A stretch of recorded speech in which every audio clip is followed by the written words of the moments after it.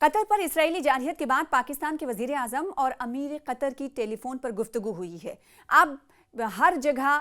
پیش رفت ہو رہی ہے اور ہر جگہ سے پیش رفت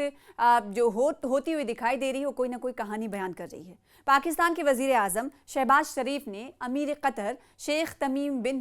حمد الثانی سے ٹیلی فون پر رابطہ کر کے دوحہ میں اسرائیلی حملے کی مذمت کی ہے اور موصولہ رپورٹ کے مطابق اس ٹیلی فونک گفتگو میں پاکستان کے وزیر اعظم شہباز شریف نے اسرائیل کی دوحہ میں غیر قانونی اور سنگین بم باری کی شدید مذمت کی ہے۔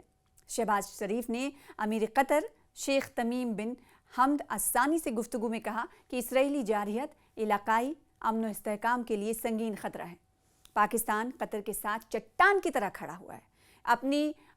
مدد تو دکھا ہی رہے ہیں، ساتھ ہی ساتھ کس طرح سے ملک کے ساتھ اظہار یکجہتی کے ساتھ ساتھ کھڑے ہوئے ہیں۔ پاکستان اس موقع پر کہتا ہوا نظر آ رہا ہے کہ ہم قطر کے ساتھ چٹان کی طرح کھڑے ہیں۔ اس ٹیلی فونک گفتگو میں امیر قطر نے اظہار یکجہتی پر وزیر اعظم شہباز شریف سے اظہار تشکر کیا اور دونوں رہنماؤں نے خطے میں امن و سلامتی کے لیے رابطے میں رہنے پر اتفاق بھی کیا ہے۔ تو آپ اس سے اندازہ لگا سکتے ہیں کہ مڈل ایسٹ میں اس وقت نئی جو پیش رفت ہو رہی ہے اس سے کہیں نہ کہیں